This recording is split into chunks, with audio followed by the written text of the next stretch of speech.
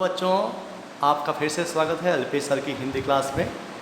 आज हम कक्षा 12वीं की हिंदी अनिवार्य की पुस्तक सर्जना का दूसरा पाठ जो सूरदास जी का है उसका पहला पद पढ़ने जा रहे हैं। भ्रमर गीत से चयनित कुछ पद। भ्रमर गीत का मतलब होता है भंवरे के द्वारा गाया हुआ गीत। वास्तव में ये जो पद है इसको अपन गाने के बाद में इसकी व्याख्या करते हैं। हमारे हरिहालिर की लकड़ी मन वच क्रम नंद नंदन सौर यह दृढ़ करे पकड़ी हमारे हरिहालिर की लकड़ी। यहाँ पर जो गोपियाँ हैं वो कृष्ण के विरह में तड़प रही हैं। कृष्ण उन्हें छोड़ करके गोकुल से और अब मथुरा चले गए हैं। मथुरा जाने के बाद में उन्हें इस बात का ज्ञान होता है कि गोपियाँ दुखी हैं, तो वो अपने एक मित्र को भेजते हैं जिनका नाम था उद्धव। उद्धव बड़े चतुर थे, अपना संदेश ले जाने में बड़े चतुर थे। वो योग और ज्ञान की उपासना करने वाले थे और गोपियाँ प्रेम की उपासिका थी। योग ज्ञान और प्रेम दोनों अलग अलग चीज़ें हैं।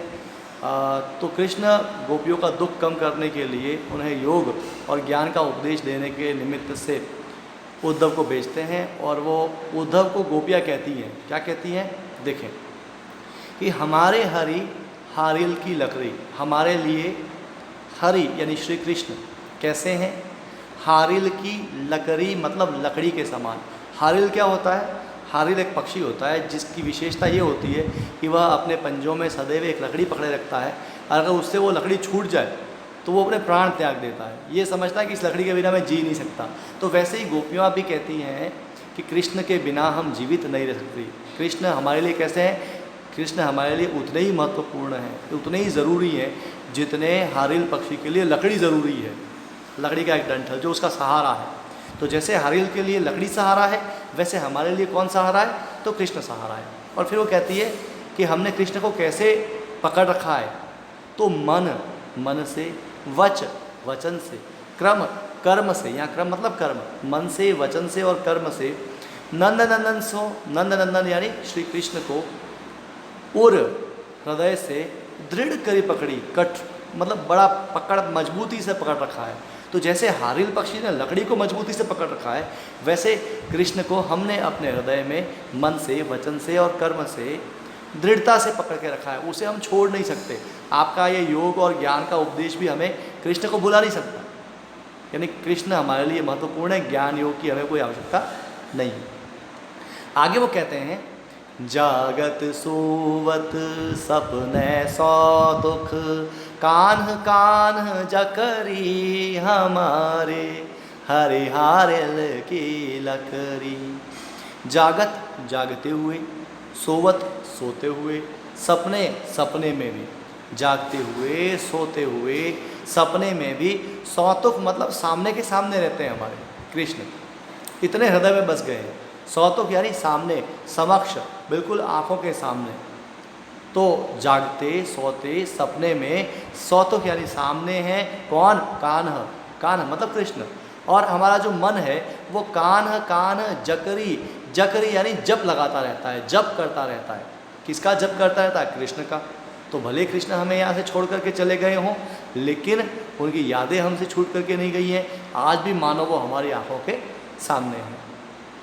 आगे वो कहती हैं कि अब तुम हमको वो कृष्ण तो भुलाना चाहते हो, तुम कहते हो कि कृष्ण को भूल जाओ और योग की साधना करो, ज्ञान की साधना करो। तो ये काम हमारे लिए बहुत मुश्किल है।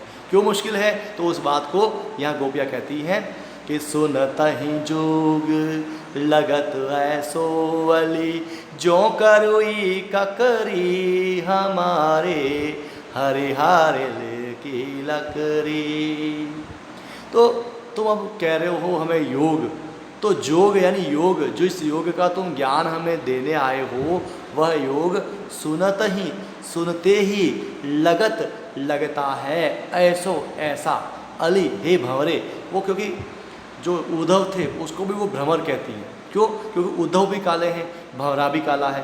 भंवरा गीत गाता है, उद्धव भी गीत गाते हैं। उद्धव किस बात का गीत गा रहे हैं? ज्ञान और योग का गीत गा रहे हैं। तो तुम्हारी ये जो योग है ना, योग जिसका उपदेश तुम हमें देने आए हो वो हमें प्रिय नहीं है।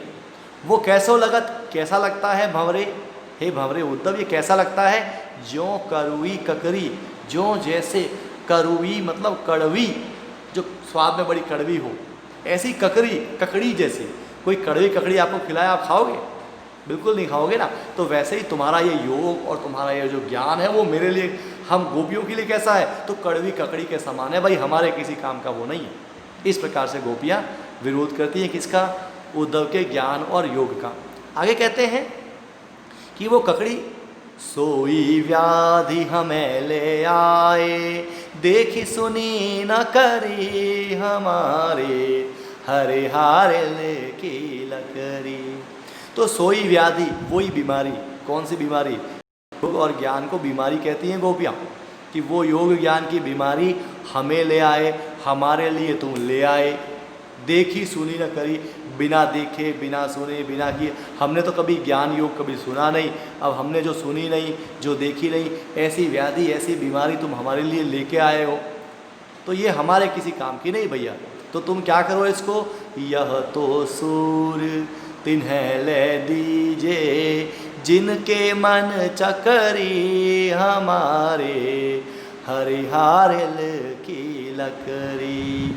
तो यह जो योग और ज्ञान है, तो इसको तो सूरदास जी कहते हैं कि गोपियाँ किसे कह रही हैं ये बात?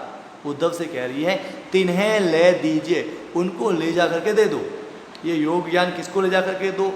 जिनके मन है चक्री जैसे हैं। चक्री जैसे गोल गोल घूमती रहती है, उसका कोई स्थायी ठिकाना नहीं होता। तो चक्री की तरह जिनका मन घूमता रहता है, अस्थिर है, ऐसे व्यक्तियों को ले जाके दो भाई। ये हमारे काम का नहीं है, क्योंकि योग की साधना किसको करनी है?